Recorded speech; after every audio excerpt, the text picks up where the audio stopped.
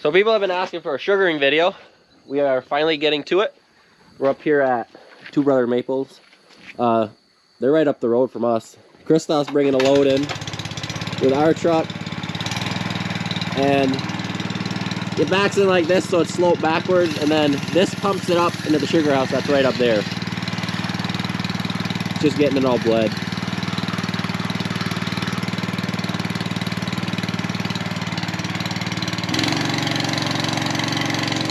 So this will pump it in. It goes over that so the truck can drive through, and there's stuff back there. But we'll go inside and show you. They haven't even started boiling yet today, so you don't see any smoke yet. And you'll see how they boil up here. Now keep pumping. So that's pumping over. We're gonna come in. We got Matt here. Hey guys. And he is. We're gonna show you, a lot of you have seen this already from last year, but we'll run it down through again for you guys, and maybe... Don't make anything in here. You gotta pump it out there? Yeah. I'll just let you show them around again. Alright, we're gonna go test the sat first. Alright. So right now Matt's gonna test it to know what the percentage is.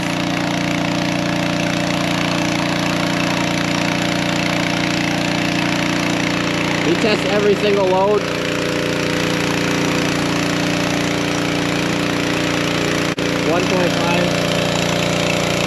And that's reading the sugar percentage. 1.5. We had higher this year, but throughout the season it kind of dropped.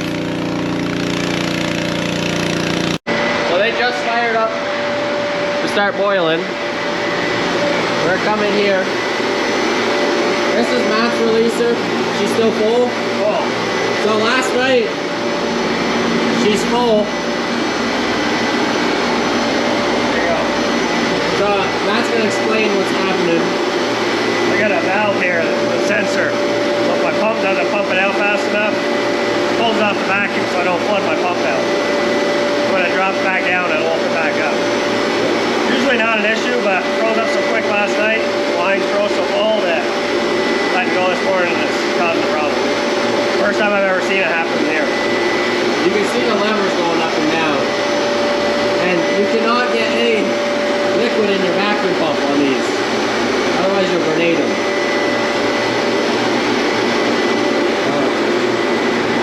Got the same arrow as last year. Sat, just tested out there at 1.5. We're going up to 26% right now. 26.6. Somewhere in there. Again, just pressure and membrane, squeezing the water out, keeping the sugar. Right now we're running 5,000 gallons an hour for this. And we're keeping just shy of 6 gallons a minute. So keeping 360 gallons an hour and dumping the rest. That's 5,000 gallons of sat. And we're running through, and we're keeping 360 gallons of concentrate. So they just fired up boiling. Got Alan there patrolling it. We're gonna show you the flow of all the tanks and stuff, and then I'll come back in here after. So we're gonna show you everything. So it's pumping in, goes over that line up there, and then it comes over here to his big tank. Go ahead. This one's 9,000 gallons. Yeah.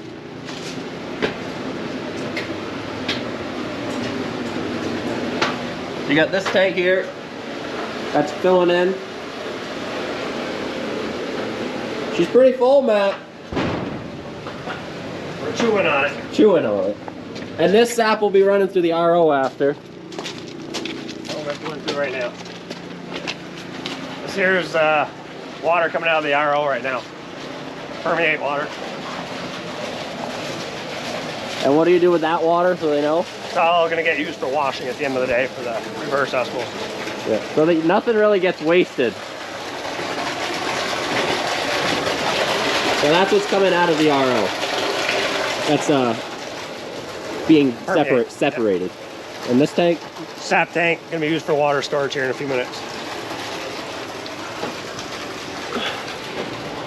He just cleaned it. Got it all rinsed. So how big are these tanks? That's 6,700. This is 8,400. Truck tank for spare permeate water. Just in case. When he's hitting those hard boils, he gets a lot of water. So this tank out here is where the concentrate's going. And this is the stuff coming out of the RO that's getting concentrated. So she's not crazy full right now because they just fired up. About a third. How big is this tank? 1,500. 1,500 gallon tank. And it goes in here when the head tank's full for the evaporator. And the head tank's above the rig, yeah. Yeah. Like overflow storage for concentrate. We showed you that's his releaser. And then that pumps it out. And then his sap from his woods goes over here. Pump it in right here now. So his tank's pretty full. As you can see, that pump has not shut off in a long time. This is just more water storage. And more water storage out back. And those two tanks are... We've got about 38,000 gallons of storage here. 39,000. With all his tanks combined. Yeah. So we're just on the other side of that empty tank. We just walked around. These are all his lines coming in. And you can see right here, she's full.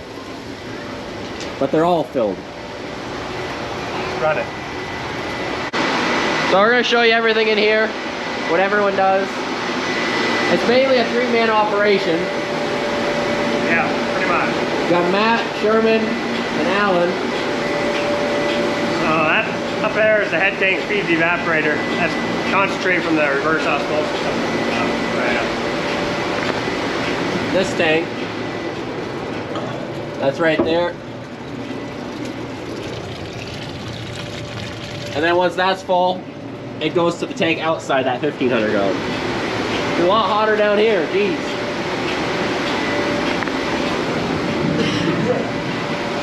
That feeds through here. Top of this, we got a preheater.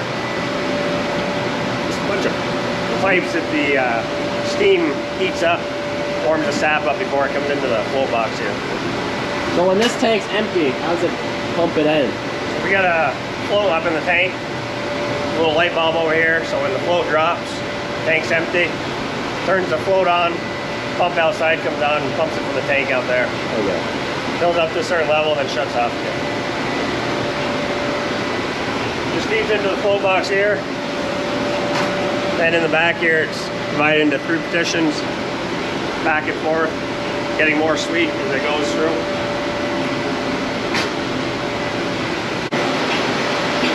From there, it comes down to the float box over here. That regulates the depth of the front pans again.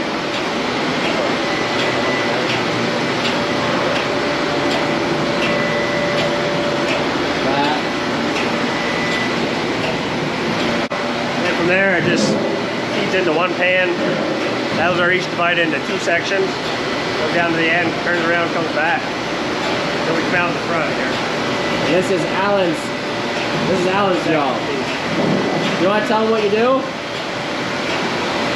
I just keep checking it until it's the right weight, and I adjust the temperature. If it's too light, I increase the temperature. If it's too heavy, I decrease the temperature. Now what are you talking about too light and too heavy? So If it's too light, the syrup, it's not really syrup. okay. If it's too heavy, it gets too heavy, it turns into cream.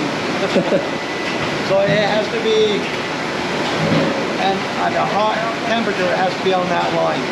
It'll float on that line, that top one. Yep. I'll show you here in a second.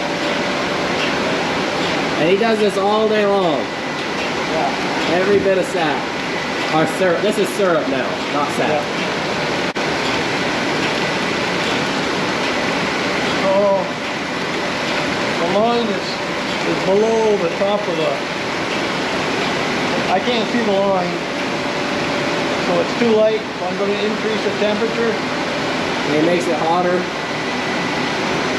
It'll cook longer, and I'll check it again in a few minutes and see what it's doing. If it's not heavy enough, then I'll increase the temperature again. It takes pretty near an hour to get it all straightened out when we start up. Yeah, they just fired up like 10-15 minutes ago, Yeah. so they're still dialing it in.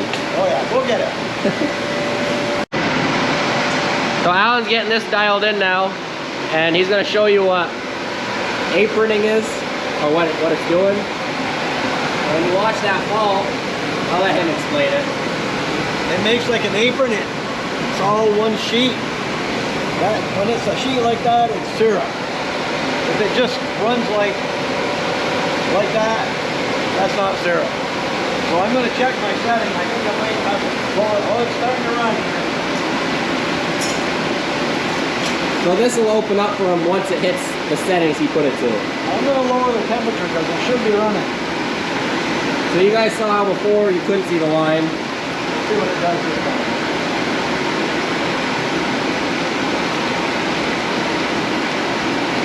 Should be better.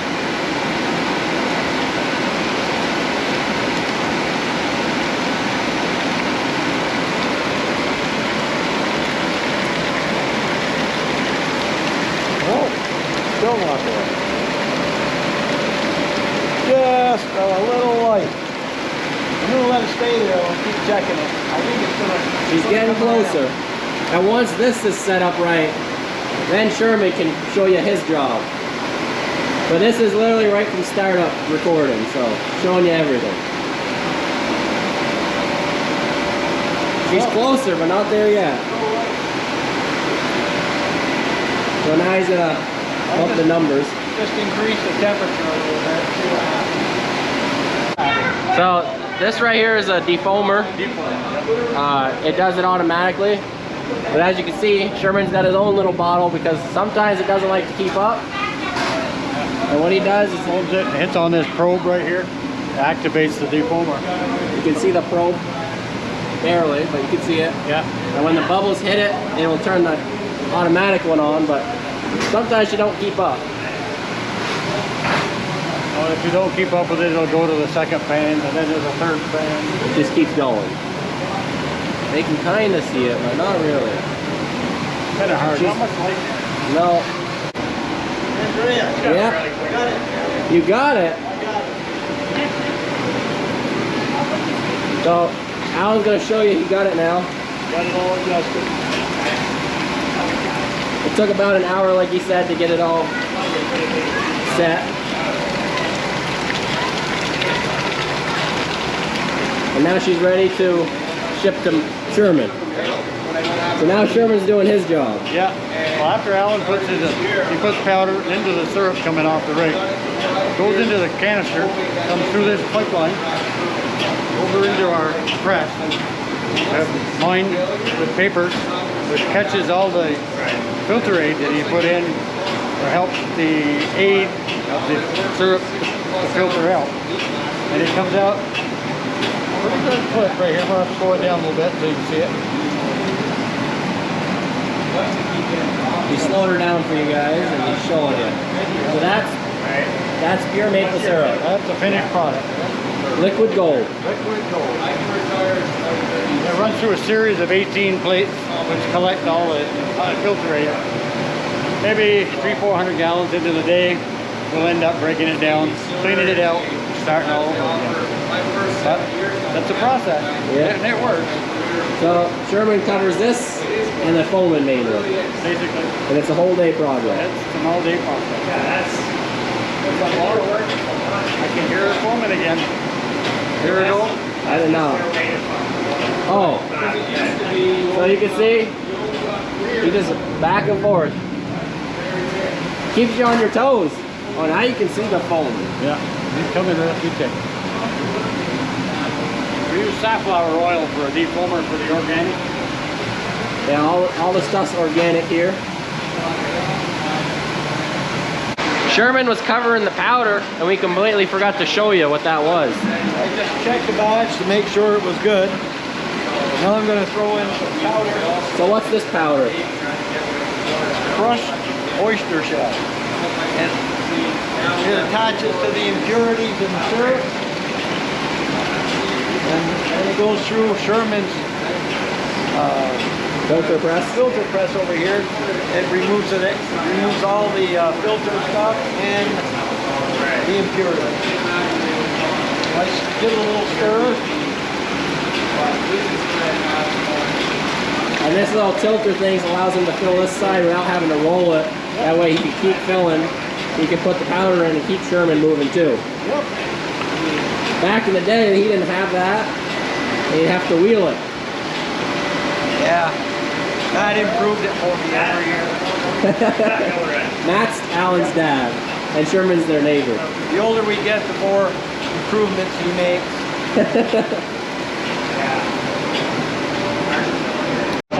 You got Sherman here, he's grabbing a sample. He does this from every single barrel that gets sold. Pour in one shot, warms up the jar just a little bit, so it'll seal. Then they're warmed up. And they're warmed up, and we fill her up.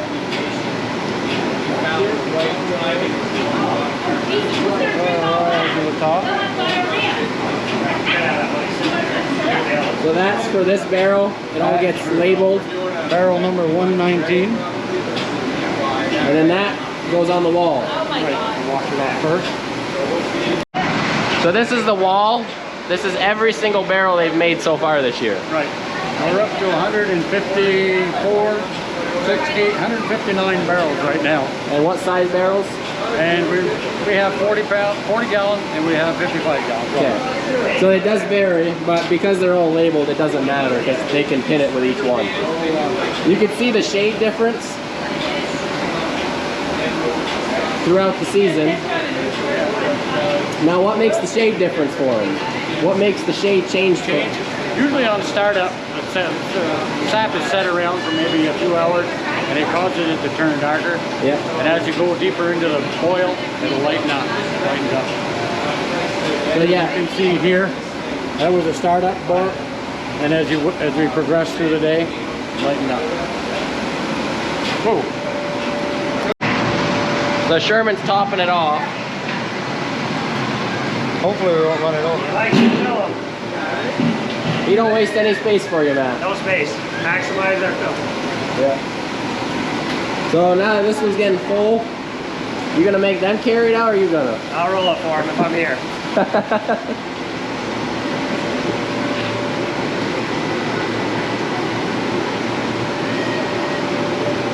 She's gonna be plumb. First barrel usually has a lot of bubbles. That's a professional at work, Matt. Right there.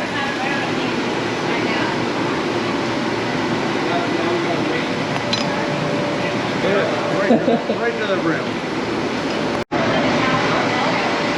Sugar and the threads help seal it. Sugar in the threads.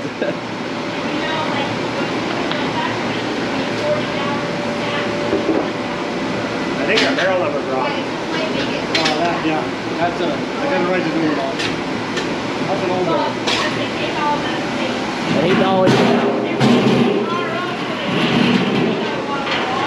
$8. Showing what Matt and Alan do the whole time, but Matt here, he's the owner of it. Yeah.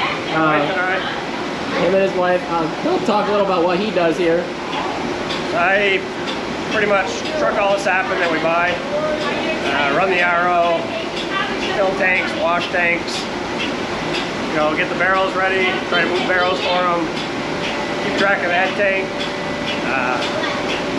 Every once in a while I have to fill in for them, but not very often. Pretty much. He has a very reliable crew. Yeah, I do. Like I can, as long as I've got sugar concentrate in the tank, they're on their own pretty much. Yeah, I just try to keep track of everything. It's surprised how busy it can be. How many taps are you bringing in here now? So we're bringing in probably 18,000 that we truck in here.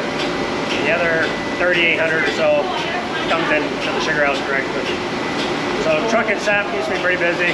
The Weibels are trucking some of their own this year, which is a big help, especially on my busy days. Don't expect it of them, but they're helping out and I appreciate it. So we're probably like almost 2 hours in. Yeah. We've got it all adjusted. It's running good, and it'll run a stream like that until we shut down tonight. Yeah. hopefully. If nothing, if they don't have to change pans or nothing. Yeah, we probably will around 200 gallons have to swap out some pans. Otherwise it'll burn them because of the niter that builds up on them. And then it's another hour before we get straightened out again. Right when it gets going smooth, you have to start changing stuff. So yeah, he just periodically checks it. Yep. And it's gonna run like that for the rest of the time, hopefully. And then that is also something that has to get changed out after, I don't know, you explain that, how that works, how you know. Once the pressure builds up to like close to 100 pounds of pressure, you know it's getting pretty full. This filter aid gets filtered out of it. So you can only put so much of that stuff in the hollow plates on that. Once it has no place to go anymore, pressure builds up and we have to clean that out too. If you try pushing it too hard, what's the outcome? Possible paper breakage.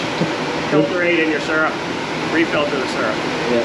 Plus it goes everywhere. There's a squirt out between the plates. Yeah.